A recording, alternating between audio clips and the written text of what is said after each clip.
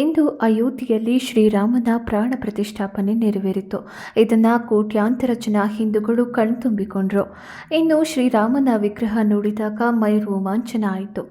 ಇನ್ನು ಮಂದಿರದ ಉದ್ಘಾಟನೆ ಆದಾಗ ಅಯೋಧ್ಯೆಯಲ್ಲಿ ಒಂದು ಅಚ್ಚರಿಯ ಘಟನೆ ನಡೆದಿದೆ. ಇದನ್ನು ನೋಡಿ ಅಲ್ಲಿ ನೆರೆದಿದ್ದಂತಹ ಲಕ್ಷಾಂತರ ಜನ ಭಕ್ತರು ಆಶ್ಚರ್ಯಕ್ಕೆ ಒಳಗಾಗಿದ್ದಾರೆ. ಅಸಲಿಗೆ ಅಯೋಧ್ಯೆಯಲ್ಲಿ ನಡೆದಿರುವ ಆ ಪವಾಡವಾದರೂ ಏನು ಅನ್ನೋದನ್ನು ನೋಡುವ ಮುನ್ನ ನೀವು ಕೂಡ ರಾಮಣ್ಣ ಪ್ರಾಣ ಪ್ರತಿಷ್ಠೆ ನೋಡಿ ಕಣ್ತುಂಬಿಕೊಂಡಿದ್ರೆ ಈ ವಿಡಿಯೋವನ್ನು ತಪ್ಪದೇ ಲೈಕ್ ಮಾಡಿ ಹಾಗೂ ಜೈ ಶ್ರೀರಾಮ್ ಎಂದು ಕಮೆಂಟ್ ಮಾಡಿ. ಜೊತೆಗೆ ನೀವಿನ್ನು ನಮ್ಮ ಚಾನೆಲ್ನ ಸಬ್ಸ್ಕ್ರೈಬ್ ಮಾಡಿಲ್ಲ ಅಂದರೆ ಸಬ್ಸ್ಕ್ರೈಬ್ ಮಾಡಿಕೊಳ್ಳಿ. ಹೌದು, 500 ವರ್ಷಗಳಿಂದ ರಾಮನ ದೇವಸ್ಥಾನವನ್ನು ಹಿಂದೂಗಳು ಅಯೋಧ್ಯೆಯಲ್ಲಿ ಕಟ್ಟಬೇಕೆಂದು ಕನಸು ಕಾಣುತ್ತಲೇ ಬಂದಿದ್ದರು. ಆದರೆ ಈಗ ಕನಸು ನನಸಾಗಿದೆ. ದೇಶದ ಪ್ರಧಾನಿ ನರೇಂದ್ರ ಮೋದಿ ಅವರಿಂದಲೇ ಈ ಕಾರ್ಯ ನೆರವೇರಿದೆ. ಇನ್ನು ಈ ಕಾರ್ಯವನ್ನು ನೋಡಲು ದೇಶದ ಅನೇಕ ವಿಐಪಿಗಳು, ರಾಜಕಾರಣಿಗಳು, ಸಾಧು ಸಂತರು ನೆರೆದಿದ್ದರು.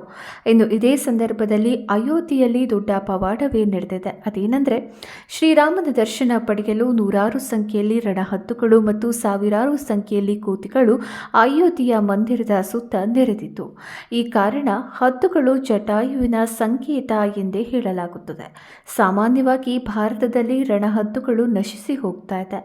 ಎಲ್ಲೂ ಕೂಡ ರಣಹದ್ದುಗಳು ಕಾಣಸಿಗುವುದಿಲ್ಲ. ಆದರೆ ಅಯೋಧ್ಯೆಯಲ್ಲಿ ಒಂದೇ ಬಾರಿಗೆ ಇಷ್ಟೆಲ್ಲ ರಣಹದ್ದುಗಳು ಕಾಣಿಸಿಕೊಂಡಿರೋದು ವಿಜ್ಞಾನಿಗಳಿಗೂ ಕೂಡ ಆಶ್ಚರ್ಯವನ್ನ ಉಂಟು ಮಾಡಿದೆ.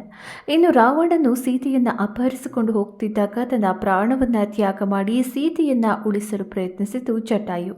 ಆಗಿನಿಂದ ಜಟಾಯು ಅಂದರೆ ಶ್ರೀರಾಮನು ತಂದೆಯ ಸಮಾನನಂತೆ ನೋಡ್ತಾರೆ.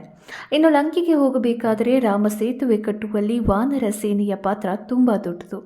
ರಾಮನಿಗೆ ಹನುಮಂತನಿಗಿಂತ ದೊಡ್ಡ ಭಕ್ತ ಯಾರೂ ಇಲ್ಲ. ಇನ್ನು ಹನುಮಂತನ ಸ್ವರೂಪವಾದಂತಹ ಕೋತಿಗಳು ಸಾವಿರಾರು ಸಂಖ್ಯೆಯಲ್ಲಿ ಅಯೋಧ್ಯೆಯಲ್ಲಿ ಬಂದು ಸೇರಿದವು. ಇವುಗಳನ್ನು ನೋಡಿ ರಾಮನ ಪ್ರಾಣ ಪ್ರತಿಷ್ಠಾಪನೆಯನ್ನ ಕಣ್ತುಂಬಿಕೊಳ್ಳಲು ವಾನರ ಸೇನೆಯೇ ಬಂದಿದೆ ಎಂದು ಸಾಧು ಸಂತರು ತಿಳಿಸಿದ್ದಾರೆ. ಎಂದೋ ನಡೆಯಬೇಕಿದ್ದ ಕಾರ್ಯಕ್ರಮ ಇಂದು ಮೋದಿಜಿಯವರ ಕೈಯಲ್ಲಿ ನಡೆದದ್ದು ಸಂತಸ ಉಂಟು ಮಾಡಿದೆ.